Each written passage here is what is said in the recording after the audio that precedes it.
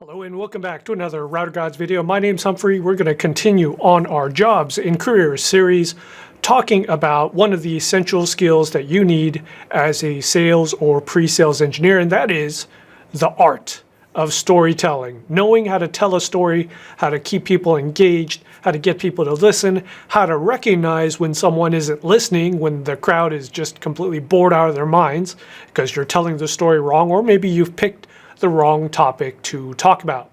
So we're going to divide this into two parts. And in this part, we're going to cover the preparation, the why, what you need to do to emulate, to watch, what videos to watch on YouTube, that type of stuff. And then in part two, we will cover the actual mechanics of telling the story and how to recognize if you're telling it correctly, and things like changing your tone, changing your pitch, your speed, when to pause, that type of stuff.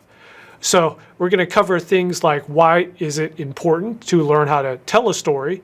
We're going to then go into suspension of disbelief, and this is what happens when you watch a movie, is that your logical brain kind of turns off. So this goes into why you should tell a story, is because the people you're telling it to, you can kind of lead them in a different direction versus just doing the PowerPoint and killing them with facts, which doesn't usually work.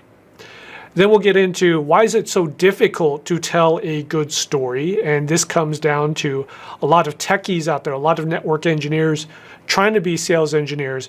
You tend to be too critical. You tend to be thinking about too much stuff. You're worried so much about regurgitating the facts that you can't tell a good story. On the counterpoint to that is you already know how to tell a good story. If you think back to if you're holding your niece or nephew or your kid, and when they get about 2 to 3 years old, you're holding them and you're telling them about why the sky is blue, or you're telling them that the sun is in the center of the solar system and then there's Mercury and Venus, and they're going, wow, right? You've already told stories to kids, hopefully you have, and you know how to do it. Right? You change the tone, and you can tell when they fall asleep, they're not interested. Well, kids just kind of fall asleep anyways, right? But you already have this skill. You just have to change it up a bit to tell the story to adults. But you can kind of think of adults as just giant babies, and that usually works. It's probably pretty accurate as well. And then we'll get into building your database, and that is the stories that you can pull from. How can you gain more stories, and what to do if you think you don't have a lot of stories to tell. And then we'll talk about building your observation skills, and finally I'll divulge several secrets on what YouTube channels, what YouTube videos to watch to help you out. So that's going to be part one. All right, so why is it important to tell a story? Why is it important to be a good storyteller? Now, one of the myths that people think is, okay, Humphrey's talking about storytelling, so we have to lie, right? In sales, a stereotypical salesperson got to just lie and lie and lie. No, the stories that you are telling have to be true. And the reason is people can tell if you're telling a fake story, if you're trying to bamboozle them. Stories have a lot more meaning, and they have a lot more emotion when you tell them if they're your story. So if I just make a story up saying, man, this morning I was on the bus and I saw this guy just lean down and throw up, and got throw up all over my shoes. So you can already tell that that's not true, because I was not on the bus this morning and there was no guy throwing up on my shoes, right? So everyone can tell, most people can tell, if the story is true or not. Now, what we're trying to get to when we are telling a story is we want the people that we're telling the story to get into this mode where you have a suspension of disbelief. And what that is have you ever been to a movie, Avengers Endgame, before COVID? So before COVID, we could watch the movies, and you're watching Avengers, and for those 2 hours or 2.5 hours, or that Endgame movie was pretty long, right? You're sitting there and going, man, you're just watching it, and you're not giving a damn about the outside. You don't care whether work has some deadlines for you. Like, you're just thinking about what's in front of you in the theater. You're looking at Captain America picking up that damn hammer and just thumping Thanos. You're looking at Thor, getting his ass kicked, Fat Thor. So you get that suspension of disbelief. You can pretty much believe anything in a movie theater, and that feeling carries with you. You've probably noticed when you exit the movie theater for about 15 to 30 minutes, you're kind of still there. Your brain is kind of thinking all types of stuff, right? And then it goes away and you're now back to facts and figure person, right? So it's almost like you're in a dream state. Well, that's a good analogy. You've been in a dream. All the factual stuff, all the checks and balances turn off. And so you think you can fly. It's kind of, those are pretty cool dreams, right? Just flying around in your Iron Man suit or whatever. So suspension of disbelief is where you want to get to, because then you can kind of weave in the facts and figures as well, and they put 2 and 2 together and they kind of meld together from your customer's viewpoint. And stories by themselves are believable. You put some facts and figures up, your customer kind of looks at it and goes, yeah, is that really true? Do you really do 1 gig? Do you really do 2 gig? Do you really do 15 billion tunnels? I kind of need more proof. But when you tell a story, it's automatically assumed a lot of times that it's true. Now, why is it difficult to tell stories? A lot of people have this. A lot of techies have problems with this. A lot of network engineers, you're a network engineer and you're trying to become an SE. This is probably one of the top 5 things that you will have trouble with, is telling a good story, being able to tell any story, right? And the reason is you're used to a world of facts and figures. You're used to a world where does the router come up or does the router stay down? When I do a firmware upgrade, does it come back up or does it not, right? So that type of environment really isn't conducive too much for storytelling. Your boss wants straight answers. Just tell it, give me the straight answer, doc, type of situation. So that's why it's difficult. But on the flip side, you certainly know how to tell a story. And a lot of people have lost this ability as they've grown up into an adult. Now, if you have a kid, if you have a son or daughter or son or daughters, you've gotten this back because, well, hopefully you tell them stories at bedtime. You tell them stories as you're holding them as a baby. Just like tell them all types of stuff, right? So, and they ask you all types of questions. Why is the sky blue? Why is the lobster have 2 claws? Why does the lobster have rubber band around its arms? Where do fish come from? Where do babies come from? Hopefully that story comes back later. So you know how to tell a story. You know what happens when you hold a kid and they ask you questions, and you just have to rekindle that feeling. You have to revisit that. Now, if you don't have kids of your own and you don't have nephews and nieces, then I will show you at the end of this video some YouTube series and videos and artists to watch, to observe, and then you could practice and kind of mimic what they do, and this will rekindle that skill that you already have. Building a database. Now, I don't expect you to have a database of stories, a list of stories, like I do. I am atypical. I'm very atypical. I've gone through probably 4 different careers. I've been in law enforcement. I've been an EMT. I've been a war reporter. I've been in Thailand in front of generals that have been shot. I've been a network engineer. I've been to Taiwan for Computex several times. I've had people put laptops in front of me that want to bribe me with a laptop. And now I work for Megacorp as a pre-sales engineer. So I have, the pool of stories that I can pull from is vast, right? And that's good, because one of my main tenets is I change up careers and I change up jobs and companies every 3 to 4 to 5 years. So I can have that pool of stuff, of stories that I can pull from. But in your life, okay, so maybe you haven't changed jobs as many times, but how do you build up your database? When you run into interesting situations, kind of, jot it down, put it in a book, and think of it from 2 viewpoints, 2 angles. One, what's funny about this situation? So I'll give you an example. if you've ever gone through a change window where you have to upgrade a firmware of a router, a switch, or wireless access point or whatever, and the firmware bombed out, didn't work, right?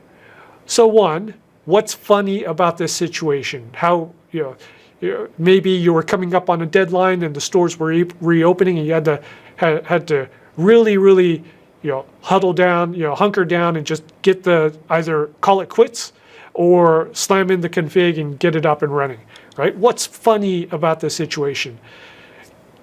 When I was working at Panda, we were doing a firmware upgrade of a chassis switch. So these are the big boxy switches. Basically, I think it was a 6500, maybe it was a 5500, but it's where the slots go in sideways. And we had to do a firmware upgrade. I had to jump a couple levels because we were way behind. I had to do a firmware upgrade, and our stores start opening on the East Coast at normal times, right? So we have to be done at around 5 a.m. or you have to kind of think about reverting at 5 a.m. because the stores are coming up. So we do the firmware and I have to reseat the chassis. I have to upgrade firmware, reset the chassis. And as soon as I upgrade firmware and reset the chassis, the freaking fire alarm goes off.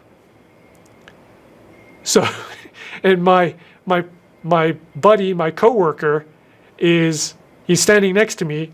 Boom goes in the slot, fire alarm goes off, and he's looking at me. I'm looking at him, and just what the hell, right? Funny situation.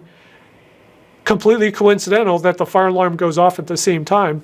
But, think about those situations where be able to laugh at situations, even when they're dark and dire. You can always change your viewpoint and find something to laugh about. And then on the flip side, think about the facts of this situation, because you have to look at it from the emotion part and then the facts part. Why factually did this fail? What could have happened? Why would the fire alarm go off at the same time factually? There should be no reason, right? There's nothing. But think about why it could. Another thing about building your database is having the observation skills to just look at the world. So you don't want to be walking around the world just completely staring at your phone all the time or just having your headphones in. Look at the world. Do you see things like otters in the river, like here in Singapore? If you're not looking, you'll miss the otters, but you have to hear the squeaking. They kind of sound like a rubber toy getting destroyed. But you have to hear the squeaking first, and then you can find the otter. So you have to observe things. Observe what's different. What's quirky about the situation? What's different about this situation here? What's different about the person I'm talking to? How are their facial expressions? Right? So having observation skills is very, very important. And then lastly, what are some YouTube videos, some artists that I recommend that I watch on a regular basis to hone my storytelling skills, to help me practice, to really look at? So let's go to YouTube. And okay, so I'm on, I don't know why I'm getting a lot of otter videos right now. Actually, I know exactly why I'm getting otter videos, but that's another video. No, it probably won't be another video. Okay, so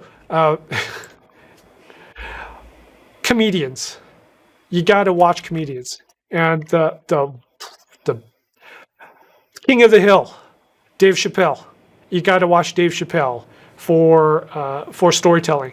His storytelling and his jokes are the top of the line because they are thought-provoking. They usually hit some type of social injustice or social situation that's happening right now. Things like police brutality, gun control, but he hits you from such an oblique angle that you don't realize it until the punchline hits. But man, these stories go on for 5 minutes, 10 minutes, and you're just listening and you just get hit from left field.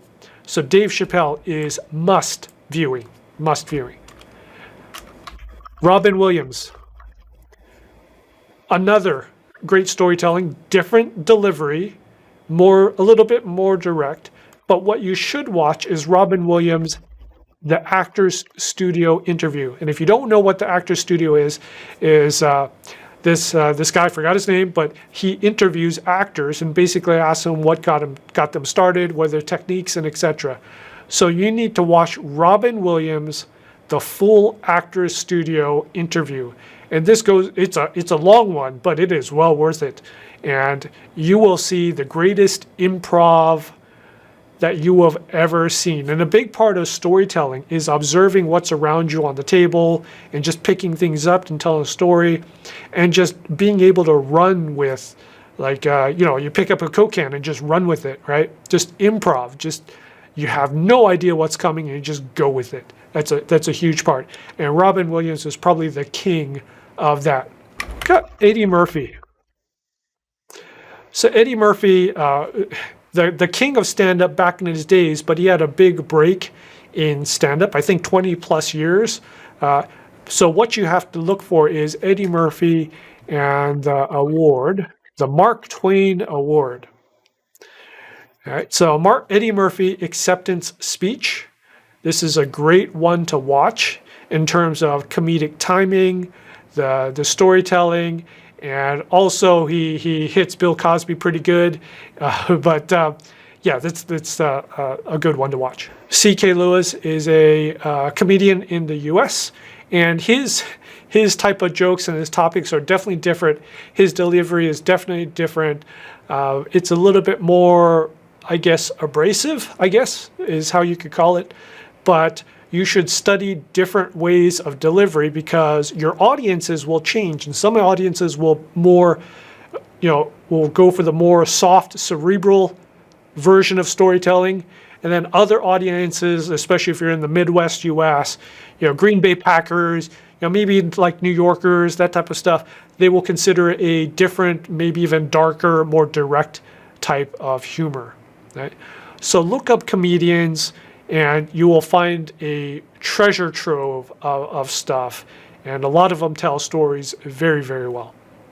All right, so that's part one of our art of storytelling. Basically, why you should do it, why this is important, observation skills, how to build your database of stories. And I ended it up with a couple YouTube suggestions on things you should watch every day. Watch it every day.